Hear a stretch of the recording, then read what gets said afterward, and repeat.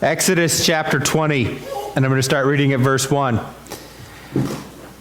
And God spoke all these words, saying, I am the Lord your God, who brought you out of the land of Egypt, out of the house of bondage. You shall have no other gods before me. You shall not make for yourself a carved image, any likeness of anything that is in heaven above, or that is in earth beneath, or that is in the water under the earth. You shall not bow down to them, nor serve them.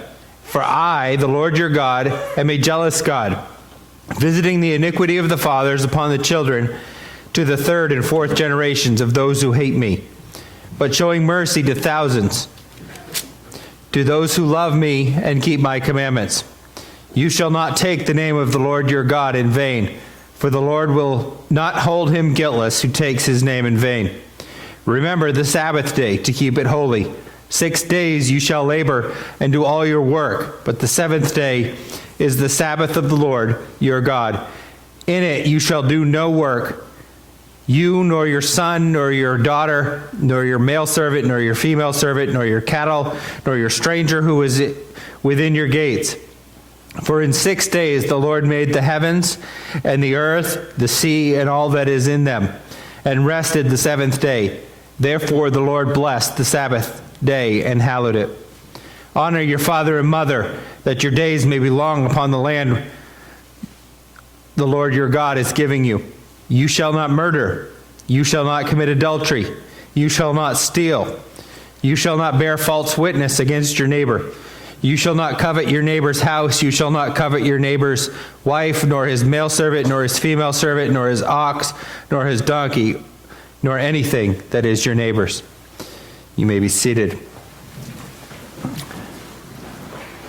We're going to get tired of reading this by the time we're done. We've only got 9 more times to read through it. And honestly, I thought when I had introduced this series a couple weeks ago, I had kind of finished the introduction. But there was more to introduce today, so we're going to spend a little bit of time on that, and then we'll pick up on the first of the 10 Commandments. You know, we live in a society, I don't think this is a surprise to any of us, where everybody does what's right in our own eyes. You know, if we were to say we were living in the period of the judges, that wouldn't surprise any of us. The reality is that's not just outside the church, is it? We tend to be that in the church too. And I'm not just talking this church, I'm talking globally. It has been suggested that there is no moral consensus at all. You know, everybody's morals are different, and there can't be a consensus. We make up our own 10 Commandments.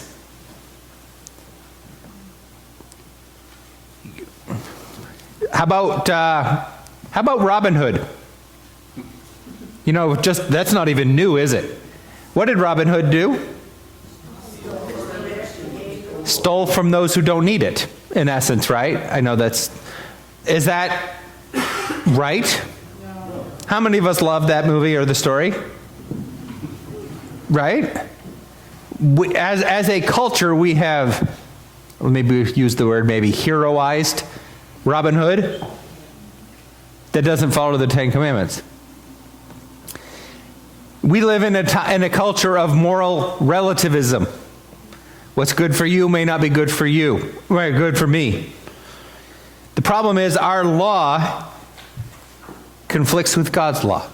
We make up our own, but it doesn't fit with God's law. And in the church, is that really any different? We can make up our own idea. The reality is that either as a culture outside or in church, which we probably have more of an idea, but do we really understand who God is? If we understood who God is, it would change how we look at his law. We would recognize his authority, wouldn't we? I know we looked at this, I believe, when we were going through in Sunday school, the stranger on the road to Emmaus, but in a tribal setting, it was asked whose canoe something was. And they said, well, that person, because he was the creator or the maker of that. He said, could I cut it in half? No. Why? Because it's not yours. You didn't make it. Could the creator cut it in half? Yeah, but why would he want to do that? But still, that's the point, right? The Creator has the ability to do that. When we don't view God how he should be viewed, we don't realize the fact that we can't make our own laws, can we? We can't make it ourselves because we're not the Creator. He is. Low respect for God means we have a low respect for his law. And we see that in culture for sure. But do we in our own lives, because we're not talking to them, right? I mean, we like to. But right now we're talking to us. Do we have a high respect for God? Not just the Sunday school answer of we know what to say, but if someone were to evaluate our lives, do we have a high respect for God in our daily practice? Go back, if you would, where the passage we kind of started with a couple weeks ago is in chapter 19, verse 4. God is obviously speaking to them here. It says, "You have seen what I did to the Egyptians, and how I bore you on eagle's wings and brought you out myself." We spent a whole week on that. I'm not going to belabor it, but respect for God includes what he's already done for us. What he's already blessed us with. Even to another extent, if we come back forward to chapter 20, verse 2, it says, "I am the Lord your God who brought you out of the land of Egypt and out of the house of bondage." Isn't he saying that again? It's almost a repetition, different words, but this is what I've already done for you. You notice in my Bible, the Ten Commandments are indented, if you will. That verse is included with the Ten Commandments. Now, it's because it's weird, because isn't all of chapter 19 pretty much a direct communication with God? But yet, somehow in this chapter 20, they have indented this. But this is an important key to the Ten Commandments, because I am the Lord your God, and this is what I've done for you. We can't start the law of God without initially starting with the gospel. In essence, isn't that the gospel? Now, it's specific to Israel at that point, if this is what I've done for you and brought you out of Egypt. But isn't that the same for us? Haven't we been in bondage? We were in slavery to sin, and he brought us out. We can't have the law without the gospel first.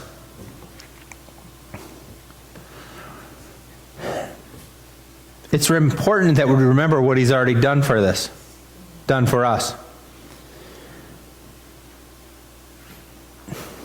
He isn't talking also, just a aside here. He isn't talking to people who don't know. In essence, he's preaching to the church. Now, Old Testament, it's Israel, but these are people that know better already, don't they? We know better. You kind of like, okay, we know better. We know that we should respect God. We know we should have a high view of God. Why are you reminding us? Isn't that what God's doing? God's reminding people who already know better, who are the, if you will, the Old Testament church. I'm using that very loosely. But they're the Old Testament people of God, which today is the church, then was the nation of Israel. They should have known better. And I don't think he's scolding them in that sense, of saying that they should have known better, but that he's repeating things that they already knew. And didn't they know it quite vividly, what God had done for them? Okay, let's recount the last couple months for the nation of Israel. They were in bondage in Egypt. God sent Moses through some kicking and screaming and some other things. But he sent Moses, and they had, now we have 10 commandments, they had 10 plagues that they sat and observed, every last one of them. And then when they were escaping, they more recently had seen what? The Red Sea. And that God wiped out the entire Egyptian army. Do you think they vividly understood what God had done? They should have. This should have been like on a billboard flashing, right? But we can't overlook our need to be reminded of what God has done for us. Notice also he says in verse 2, I am the Lord, next word, your God. It's personal. I am great. We're going to come back to that in a minute. I am great, but I'm yours. That's personal. That's on the level for each and every one of us. Maybe he isn't the God of every single person, but he's made that invitation available to every single person, hasn't he? You know, that your God, there's a sense of repetition there even, because it's, I brought you out. I've done this for you, personally. Going back again, like I said, that I am the Lord. What does that mean? Okay, we've read that 100 times. Put that into context of where they were right then. Where were they? In the wilderness at the Mount Sinai. What were they told about the mountain? Don't touch it. There was fires and lightning and smoke. And don't touch it or you're going to... It's a pretty powerful God, isn't it? Do you think he was setting a standard of almost holiness? Of you can't approach me because I'm great and you're not. It's a very subtle reminder, right? Touch me, you're dead. And it wasn't even him. It's just where he was existing at that time, or in that part of his revelation. The holiness of God that we can't even approach. You think that means what he had to say was important? You think you'd have been listening to the next phrase of that when the first part is, here I am, don't come near me. But here I have some things to say to you. Beyond the fact that, what were these 10 commandments written on? You think that has some value and importance to it? It's not like you could delete. You know, I like being able to highlight things and go, delete. Or let me just edit that a little bit. What's great is sometimes I have some software that I can use, and I can take a picture of something that's a document, bring it in, and then change it to what I want it to say. That's really helpful in certain instances, not so great in others. But could you do that on a stone tablet? No. There was finality to it. There was importance to it. This is what it is. This God had something to say, and it was important. Maybe they were to take careful attention, and not just they. It's here still recorded for us, right? Maybe we should take careful attention. I'm going to read a little section out of the Westminster Shorter Catechism. It says, the preface to the 10 Commandments teacheth us, it's Old English, right? Teacheth us that because God is the Lord and our God and Redeemer, that we are bound to keep all of his commandments. That adds a little bit of, because what he said and who he was so important, and who he is, we're bound to keep what he had to say. Now, even this Westminster Catechism, and I'm not speaking of the authority of it from a inspiration standpoint, but this was written when? I don't need the time frame, but specifically, but was it after Christ died? It was still important, right? That what he had to say was binding. Now, you know what a lot of people would say today? What gives God the right? Isn't that exactly what people would say? And while we may not say it at times, do we act like it? Who gives him the right? I can do what I want. And again, we would never say that because that would be embarrassing. But have we ever felt that way? Have we acted that way? We've seen it in other people, and it's easy to go, see that? It's really easy today because the internet makes it right out there for everybody to see. But what about us? I'm not talking to them. as much as I would like to talk to them, right? But what about us? God was talking to people who were the insiders, if you will. What gives him the right?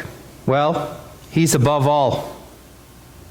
He's above everything. He's eternal. He is self-existent. Most of us are excited for lunch today, aren't we? We look forward to the next meal. We're not very self-existent, are we? I don't know if I would enjoy not being able to eat, to be honest with you. I like sustenance. I look forward to it. Maybe a little too much. But he's self-existent. He needs no one or nothing else. And yet we go back to, he's your God. This person who is so great, so powerful, is our God. With all that he has done for us, he has every right to have authority over us. Not just us, but everybody, with everything that he has done.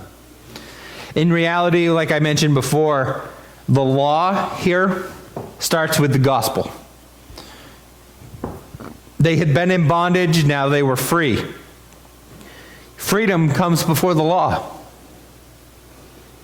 Even in the Old Testament, right? Freedom came before the law. He didn't just send Moses down there to say to all these people that were in bondage, here's the rules that I want you to follow, and then I'll get you out. Is that what he said? He got them out first. He provided freedom, and then said, this is how you are to represent me. How about us? Salvation, we don't have to earn our salvation by following a list of rules first.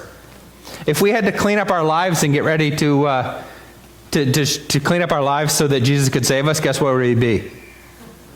Still back cleaning up our lives because there's nothing we can do.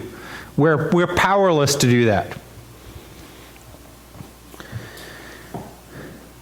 This is also another example of grace and works functioning together, isn't it? Because of grace, there are works that evidence the grace. It's this cycle. The law is for those who have already been redeemed. He's not talking to unsaved people again, or people who are not his. He's talking to people who are his and giving them the standard.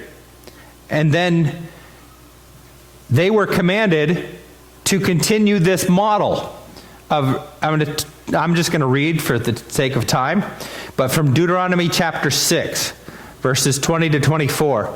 It says, when your son asks you in time to come, what is the meaning of these testimonies, the statutes and the judgments which the Lord our God has commanded you? Then you shall say to your son, we were slaves of Pharaoh in Egypt, and the Lord brought us out of Egypt with a mighty hand, and the Lord showed him signs and wonders before our eyes, great and severe, against Egypt, Pharaoh and all his household. Then he brought us out from here, that he might bring us in, to give us the land which he swore our fathers.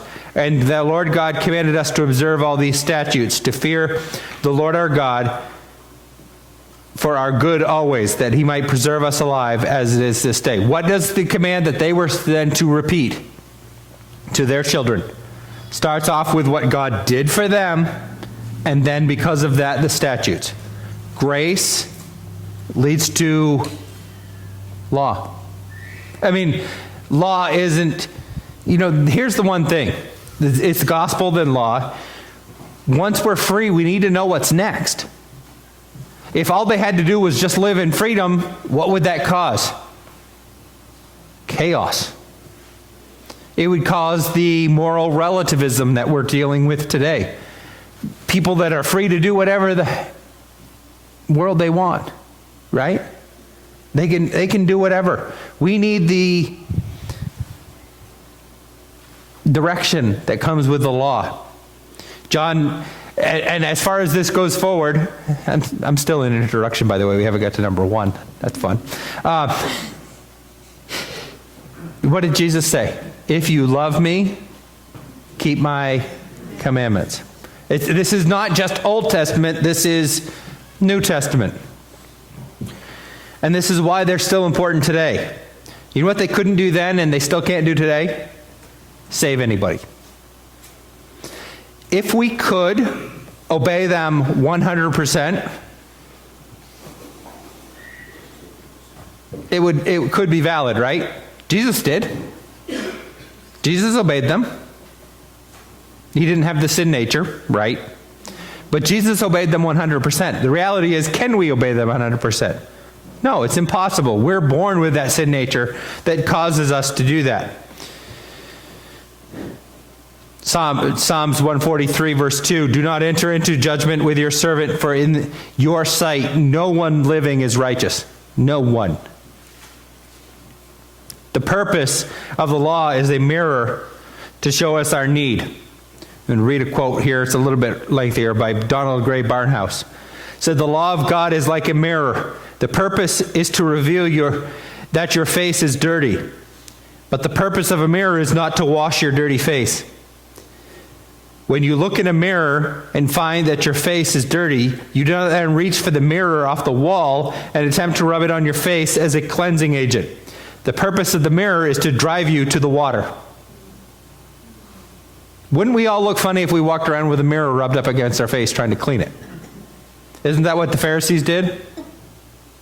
They took the law and were trying to clean themselves with the law.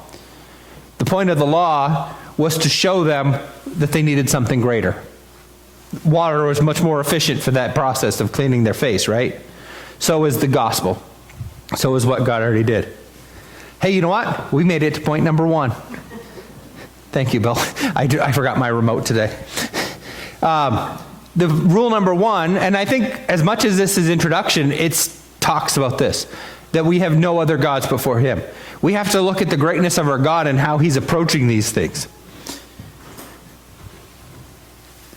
What is one of the things as a parent that we do with our kids? Teach them to share. Sharing is important, right? We have to share. Some things are not meant to share. Answers to a test, not meant to share. Prescription medication, not meant to share. Bite-sized candy bars, not meant to share. Right? Full-size candy bars, not meant to share. All right. But do you understand the point? There are things that we're all supposed to share. There are other things that we're not supposed to share. God is the God of not sharing. He says, verse 3, you shall have no other gods before me. God refuses to share.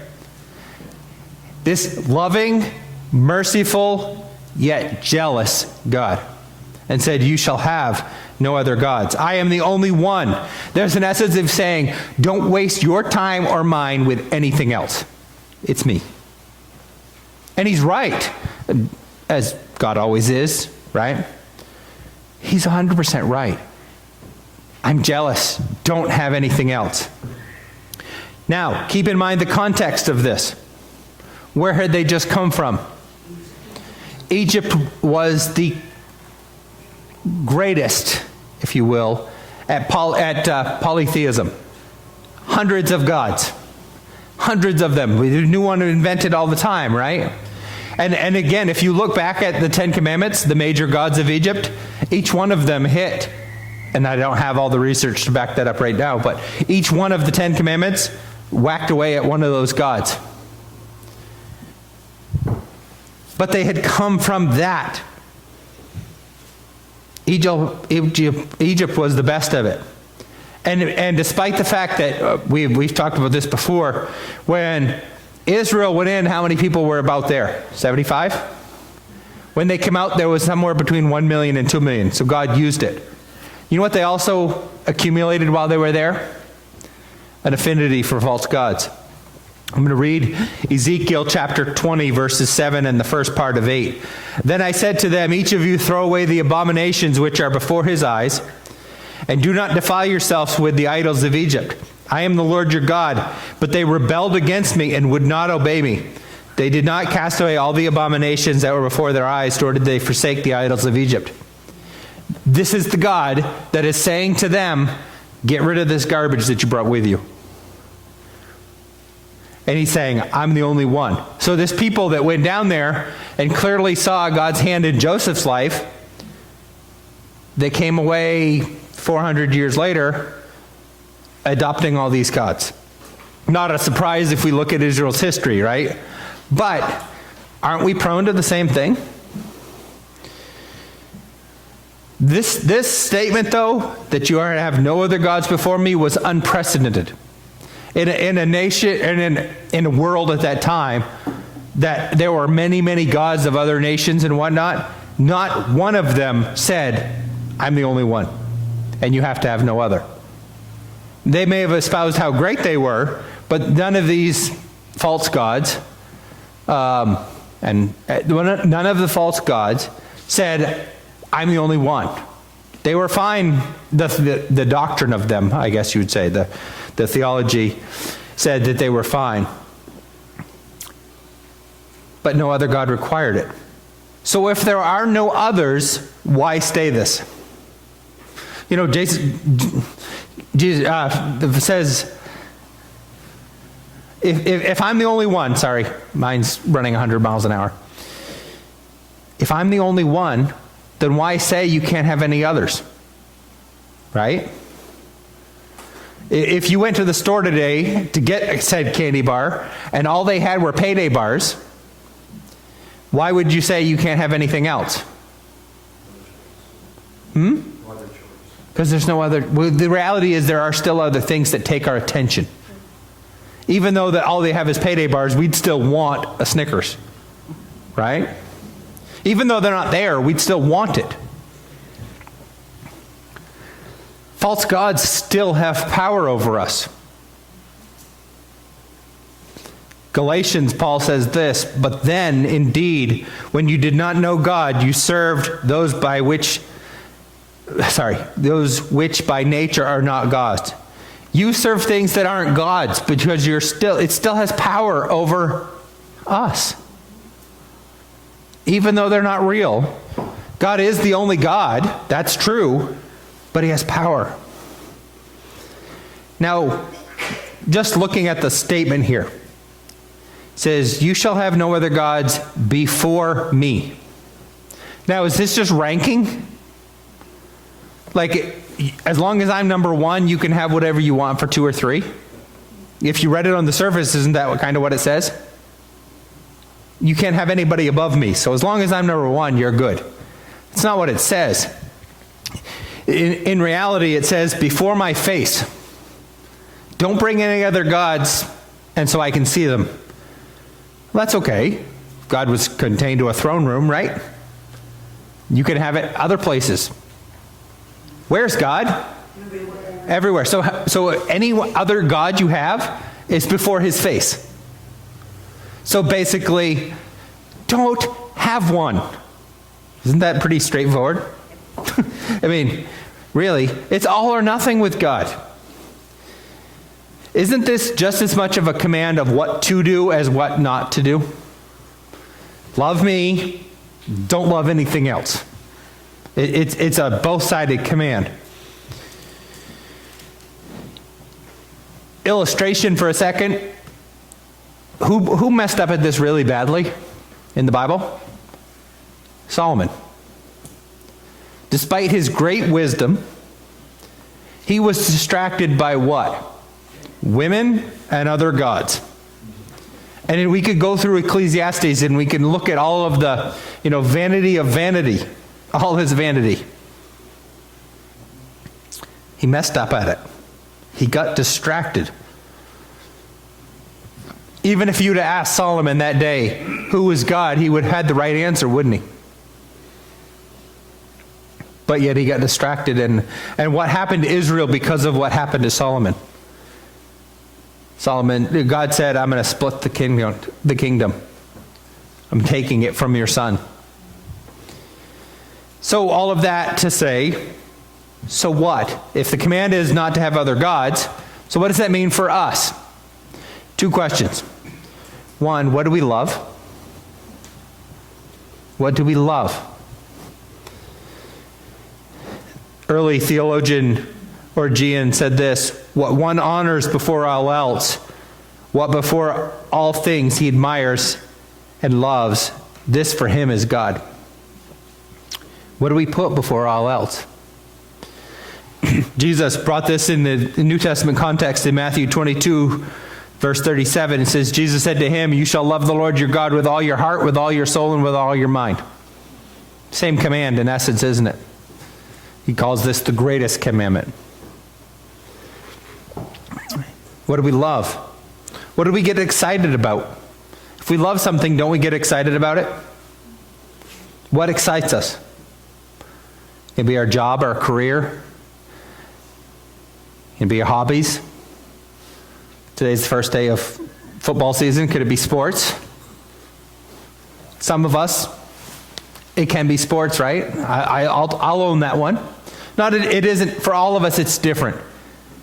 Can it be ministry? Can it be, which is good? Are sports bad? Are hobbies bad? Are careers bad? No, none of these things are bad. But if we love them, they're not just means to an end, to be honest with you. There are times with our current diet that I just eat for a means to an end. It doesn't look like that, but I eat because I just need to eat something. I don't enjoy it necessarily because there's just certain things you don't enjoy. But isn't that the way we should look at other things in life? Careers, hobbies, sports are means to an end. We need them to move on. A job we need. What we love is God. Maybe a bad illustration, but we cannot allow anything to replace God as our love. Second question with that, what do we trust? So what do we love? What do we trust? Luther says, whatever your heart clings to and confides in, that is really your God, your functional Savior. Another statement by Thomas Watson says, to trust in anything more than God is to make it a God. God alone. Addictions are things that we trust, aren't they? When everything goes bad, when we get into trouble, we turn to... Now, we think of addictions in the idea of something that is bad. Do some of us turn to ice cream when things go bad? Do some of us turn to chocolate, Pepsi, any number of other things that I'm putting right clearly on myself? We have addictions of things that we just go to, don't we? Am I wrong in using that word addiction for that? No. What do we trust? What is our fallback, if you will? Many people trust in governments and policies. Many people trust in social or moralism. Can God use all these things? Yeah. Sometimes we trust in our own goodness. Anybody ever talk about that? I'm going to do better in the last half of my life. That's what I've heard recently. Guess what?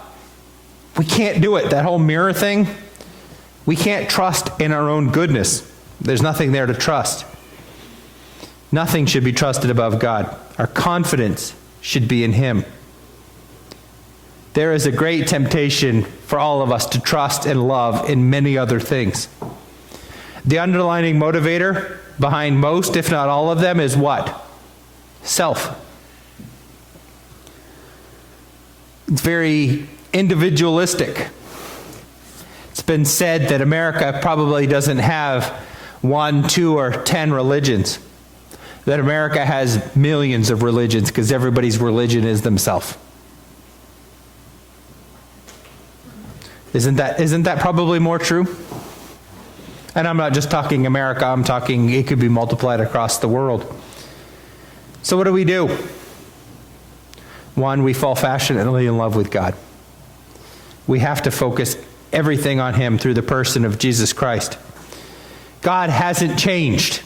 The same God that was jealous for His people back then is jealous for His people today. Can we approach His holiness? No. But because of His holiness, we come to Him bearing ourselves. How we love him will be demonstrated in how we obey him and how we approach the rest of these commandments. It's why there's a reason why this is number 1, right? Because how we obey number 1 changes how we affect 2 through 9 or 2 through 10. We are not to look at this as a duty, something we have to do. We are to look at this as a privilege that we get to do. And we're to look at it with thankfulness because of going back to what? The gospel. What he's done for us already. We get the privilege because of what he's done for us. And we need to be grateful for that. Dear Heavenly Father, Lord, we thank you for the day. We thank you for the opportunity just to give you this little bit of time in light of the rest of our week. But Lord, I pray that we would leave here not just a people who have heard your word, but a people who have been changed by your word. Lord, point out to each one of us where we are putting other things before you. Or maybe not even before you, we're having other things, period. You're still number 1, but there's a 2, 3, 4, 5, and for many of us, hundreds. Lord, pray that you would show us everything that's not you, so we can root it out from our lives. Teach us to love and to trust you. We ask you for all these things in your name. Amen.